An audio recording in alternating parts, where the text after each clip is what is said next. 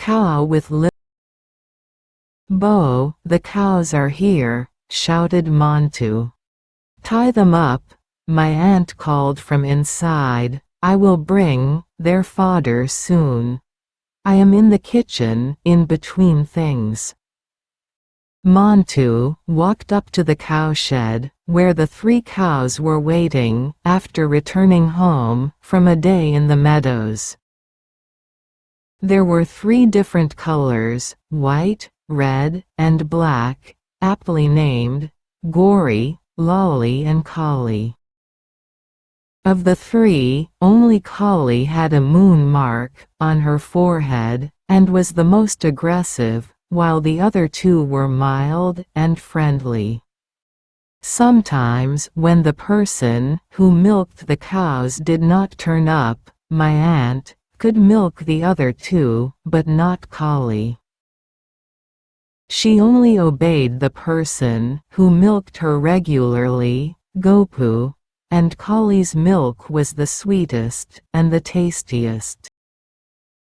So, while the milk from the other 2 was sold out, the one from Collie was for family members. I was visiting my cousin during the summer holidays.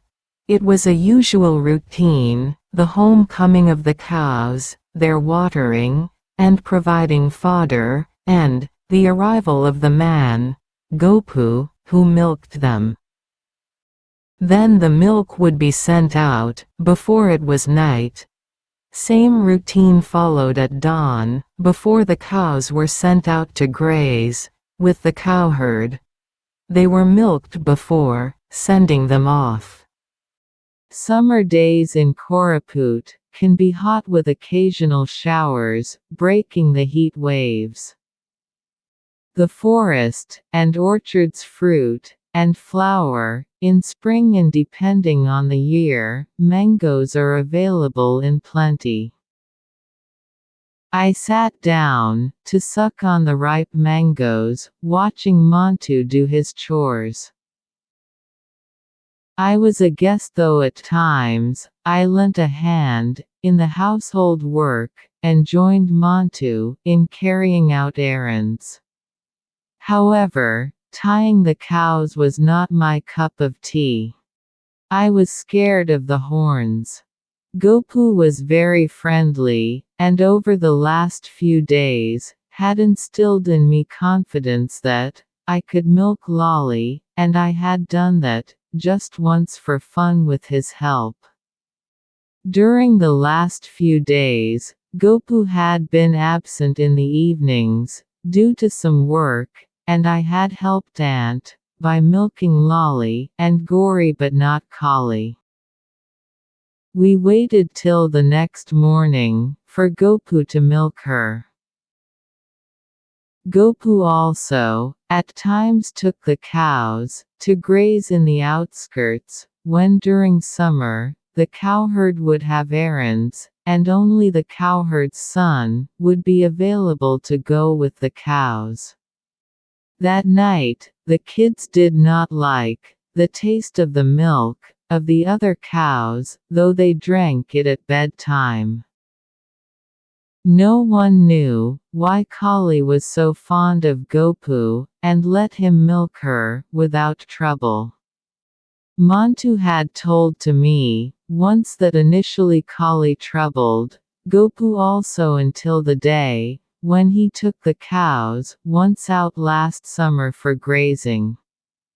There was plenty to bother about in farming household, and milk was the last thing of concern. So, no one bothered much if Gopu did not turn up one evening, except the children, who liked only Collie's milk. I sat watching the cows as Montu left for some errand, after tying the cows in the shed. The peels of the mangoes lay all around me, attracting flies, so I heaped them in a place as I finished sucking mango after mango. I suddenly realized Collie was staring at me. There was a different kind of look, It was not of anger or fear, just a look of appeal. I stopped eating the mango, and followed her gaze. She was looking at the mango peels. Did she want them? I wasn't sure. I was scared, and yet curious. She had never looked at me like this before. There was inner urge inside me to walk to her. I took a couple of peels, and hesitantly walked to Collie. She took a step forward, nodding her head. I retraced a few steps. I could see, now over my shoulders, Lolly and Gory staring at me, from the two sides. I stood fixed, as if waiting for Collie to move forward and ready to run back, but she did not rush at me. She retraced back to her position, her eyes still fixed on me. Then she sat down, and opened her long tongue. I took a small step ahead, and then another. I knew I could run back, she was tied. The only harm would be, if Aunt saw me running. She had warned me not to go near Collie, as she was apprehensive I would be hurt. Collie did not move. She further sank into her belly, as if waiting for me. I was encouraged, and walked up to her, and held the peels to her mouth. I could see her face glow. She lapped up the peels, and no time, the entire heap was finished.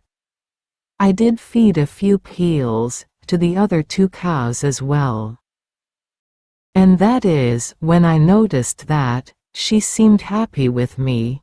She stood up just like she did when Gopu arrived, slowly, her head moving up and down. I knew what she would do next. I had seen her do that with Gopu. She rubbed against his chest.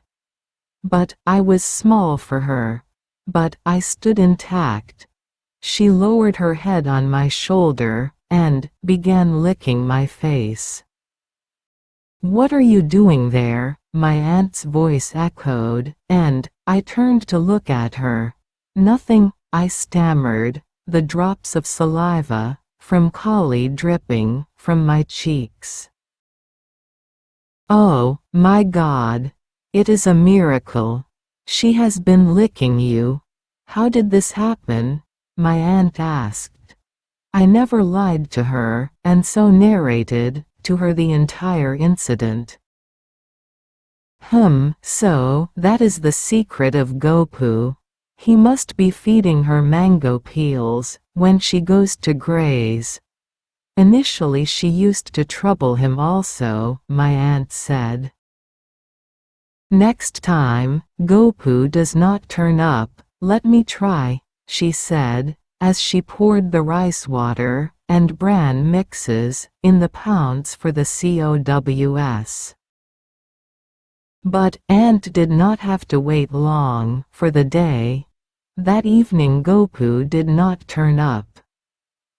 And with me watching, Aunt fed a few peels of mango to Collie, and that night, we all drink Collie's milk at bedtime, even though Gopu had not turned up that evening. For more videos, subscribe and like my channel.